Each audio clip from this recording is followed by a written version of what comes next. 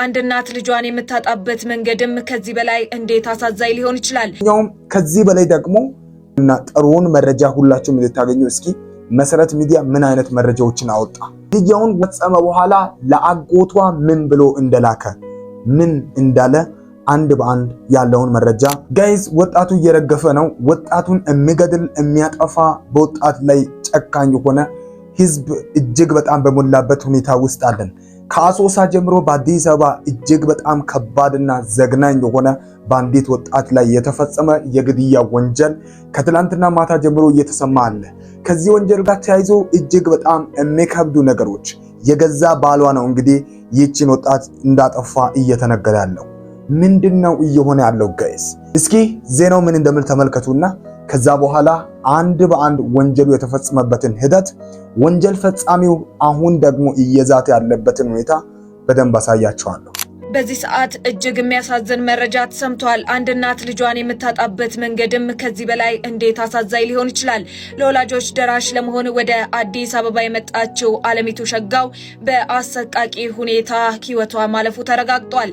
ገዳዩ ግን በሰራው ወንጀል ከመጸጸት ይልቅ የአስከሬኗን ቪዲዮ ቀርጾ ለቤተሰቦቿ በመላክ ጭካኔውን አሳይቷል። ወላጆቿን ለመርዳት ከደቡብ ወሎ መሃል ሳይንት ወደ አዲስ አበባ የመጣችው ወጣት አለሚቱ ሸጋው አየር ጤና አካባቢ በሚገኝ አሚን ሆቴል እየተባለ በሚጠራ ቤት ውስጥ በጭካኔ ተገድላ ተገኝታለች። ገዳይ ተብሎ የተጠረጠረው ደሳለኝ ሽመልስም ወንጀሉ ለመፈጸም ብቻ ካለበት አሶሳ ከተማ በአውሮፕላን አዲስ አበባ መምጣቱም ተረጋግጧል።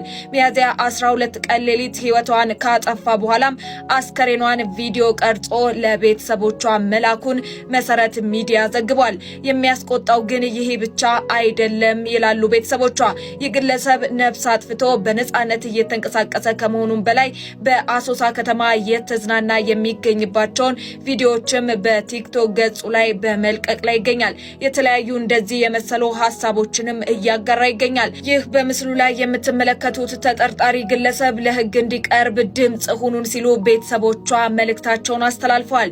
የቪዲዮ ለበርካቶች እንዲደርስ ሼር በማድረግ ለሚመለከተው አካል እንዲደርስ እንድታደርጉ መጠይቃለሁ። እጅግ በጣም ያሳፍራል። ከዛ ደግሞ ይከብዳል፣ ያሳዝናልም፣ አጥንትን ይሰብራል። የተፈጠረው ነገር ምንድነው? እኔም በጊዮን ማለዳ በኩል እንግዲህ ከመሰረት ሚዲያ ዋቢ አድርገው የዘገቡትን ዘገባቸውን አንድ በአንድ እናንተን አሳያቸዋለሁ።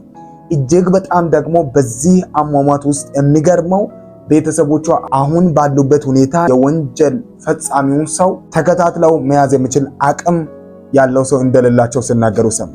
ለማንኛውም ከዚህ በላይ ደግሞ በደንብ ረዘም ያለውንና ጥሩውን መረጃ ሁላችሁም እንድታገኙ እስኪ መሰረት ሚዲያ ምን አይነት መረጃዎችን አወጣ? ምንድነው የተፈጠረው? እንዴት ነው ወንጀሉ የተፈጸመው?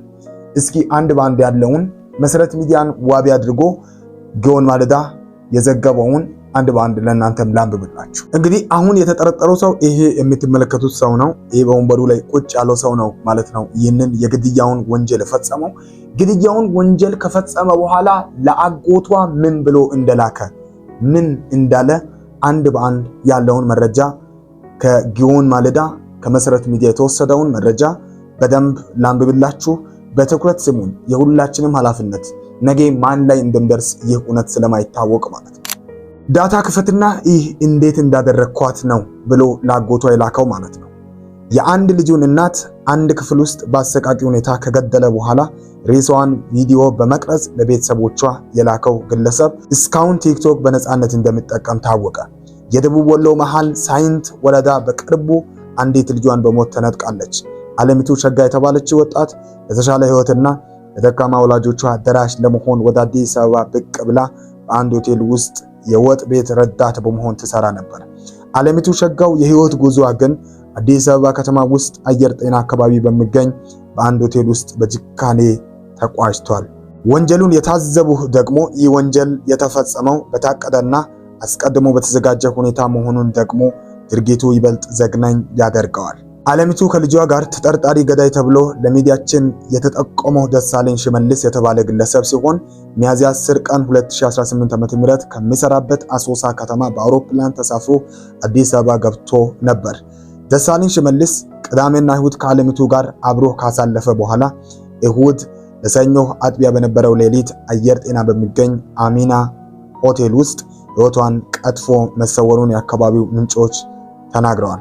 ደሳለኝ ሽመልስ ሰኞ ሚያዝያ 12 ቀን ከጠዋቱ 4 ሰዓት ላይ ፖሊስ የሆቴሉን ክፍል ሰብሮ ሲገባ አስክሬኗን ያገኘ ሲሆን ወዲያውኑም ለምርመራ ወደ ዳግማዊ ምኒልክ ሆስፒታል እንዲወሰድ ተደርጓል። የዓለምቱ ቤተሰቦች ሐዘን ግን በዚህ ብቻ የሚያበቃ አልነበረም።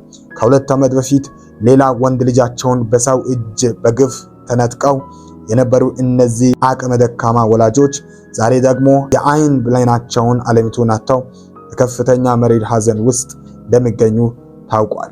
ተጠርጣሪው ደሳለኝ ሽመልስ ወንጀሉን ፈጽሞ ከጠፋ በኋላ ለሟች አጎቱ ማስፈራሪያ አዘል ያጭር የጽሑፍ መልእክት በስልኩ የላከ ሲሆን በአሁኑ ወቅት በአሶሳ ከተማ በነፃነት የተዝናና መሆኑን የሚያሳዩ የቲክቶክ ቪዲዮዎችን በመልቀቅ በቤተሰቡ ቁስል ላይ እንጨት እየሰደደ እንደሚገኝ ታውቋል። ዳታ ክፍትና እያት እንዴት እንዳረኳት በማለት ለቤተሰብ አባላት መልእክት መላኩንም በመሰረት ሚዲያ ተናግሯል። መሰረት ሚዲያ ይህንን ቪዲዮ የተመለከተ ሲሆን በዘግናኝነቱ ምክንያት በቀጥታ ላለማቅረብ ወስኗል። የትውልድ ቦታውን ምስራቅ ጎጃም መርጦ ለማርያም ድቦ የተባለ ስፍራ የሆነውን ይህ ግለሰብ ለሕግ ሳይቀርብ መቆየቱ የቤተሰቡን ስቃይ አባብሶታል ያሉት አንድ ቤተሰቡን የሚያውቁ ግለሰብ ናቸው። በአሁኑ ወቅት የዓለምቱ አስክሬን በትውልድ ቦታዋ መሃል ሳይንት ወረዳ ሚያዝያ 14 ቀን በክብር ቢያርፍም ተጠርጣሪው ግን በቲክቶክ ማህበራዊ ገጽ ላይ በነፃነት እየታየ ይገኛል። ጉዳዩን በቅርበት የሚከታተላቸውና ድምፅ የሚሆናቸው ጠንካራ ሰው ያጡት እነዚህ ወላጆች የሕግ ያለህ እያሉ ይማጸናሉ። ፖሊስና የሚመለከታቸው የፍትህ አካላት ይህን ግለሰብ ከአሶሳ አድነው ለሕግ እንዲያቀርቡ መረጃውን ሼር በማድረግና በዚህ ምስኪን ቤተሰብ ፍትህ እንዲሰፍን መጠየቅ የሁላችንም ሰብአዊ ግዴታ ነው የሚሉት አስተያየት ሰጪዎች ግለሰቡ አሁን ሌሎች የቤተሰቡን አባላት ለመግደል እየዛተ ነው ይላሉ። ከቀናት በፊት አንዷን ታዳጊ በባህር ዳር ከተማ ገሎ መቀለ ቢሰወርም በብዙዎች ትብብር በቁጥጥር ስር ውሏል። አሁንም ይህ ተጠርጣሪ በቁጥጥር ስር እንዲውል ሼር በማድረግ መረጃውን ለብዙሃን በማድረስ እህታችንን ፍትህ እንድታገኝ በእግዚአብሔር ስም እንለምናቸዋለን ብለዋል። ቤተሰብ አስተውላችሁ ከሆነ ቤተሰቡ አቅም የላቸውም። ተከታትለው ይህንን ሁኔታ አንድ በአንድ ለመድረስ አንድ በአንድ ይህንን ተጠርጣሪ ለማስያዝ አቅም አጥተዋል እኚህ ወላጆች። ስለዚህ አንድ ነገር ይጠይቃሉ። የኛን የኢትዮጵያውያንን ትብብር እየጠየቁ ነው ማለት ነው። ተባበሩን፣ በዚህ አስቸጋሪ ሁኔታ ከጎናችን ሁኑ። እንደዚህ አይነት ወንጀል የሚፈጽሙ አካላት በቂ የሆነ ቅጣት ካላገኙ እጅግ በጣም ከባድ በሆነ ሁኔታ ውስጥ ነው ኢትዮጵያ እየገባች ያለችው። ባለፈው ሳምንት አስተውላችሁ ከሆነ ኪሩቤል የሚባል አንድ ወጣት እንግዲህ በጣም በአሰቃቂ ሁኔታ በአዲስ አበባ ውስጥ እንደሞተ ተሰምቷል። እንግዲህ በዚህ መልክ የኢትዮጵያ ወጣቶች የሚሞቱ ከሆነ ገዳዮቻቸው ደግሞ በቂ የሆነ ቅጣትን ካላገኙ ይህ እጅግ በጣም አሳዛኝ፣ ለቀጣይም ለህይወትም ለወጣትም ለትውልድ ሁሉ ለሚያድግም እጅግ በጣም አስቸጋሪ ይመስለኛል።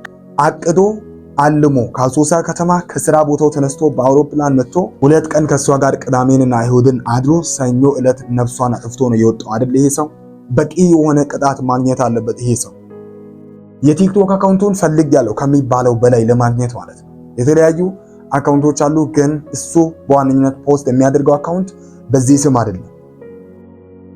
ነገር ግን አሁን እንድታወቅ የሚያስፈልገው ምን ያክል እንደፋር እንደሆነ የድፍረቱ ጥግ በደንብ እንድታወስ ያስፈልጋል። ያ ከሆነ ደግሞ በቂ የሆነ ቅጣትን ለድፍረቱም ጭምር ማግኘት አለበት ግዴታ። ያንን ካላገኘ ለቀጣይ ትውልድ አደጋው እጅግ በጣም የከፋ ነው። ለማንኛውም እንግዲህ ሟች እንግዲህ ዓለምቱ አሁን ኦልሬዲ በሀገሯ የቀብር ስነ ስርዓቱ ተፈጽሟል። እጅግ በጣም ግን የሚያሳዝነው ደግሞ በተቃራኒው ገዳዩ ደግሞ በቲክቶክ እየተዝናና ቪዲዮዎችን እየቀረጸ ፖስት እያደረገ አለ። ስለዚህ ይሄ ጉዳይ ፍትህ እንዲያገኝ ሁላችሁም፣ ነገ ማን ጋር እንደምደርስ አይታወቅም። ማን ላይ ደፋር ሆኖ እንደሚመጣ አንዱ አይታወቅም። ሁላችንም የራሳችንን ኃላፊነት ይህንን ቪዲዮ ሼር በማድረግ እንድንወጣ የምናውቅ በዛ አካባቢ ያለን ሰዎች ይህን ቪዲዮ እየተመለከታችሁ ከሆነ ለዚህ ቤተሰብ በተቻላችሁ አቅም እንድትቆሙ የህግ አካላት እባካችሁ ይህንን እውነት ፈጥናችሁ ለህዝቡም እንዲሁ ደግሞ ለቤተሰቦቿም ምላሽ እንዲሆን የፈጠነ ምላሽ እንድትሰጡ ለመጠየቅ እፈልጋለሁ።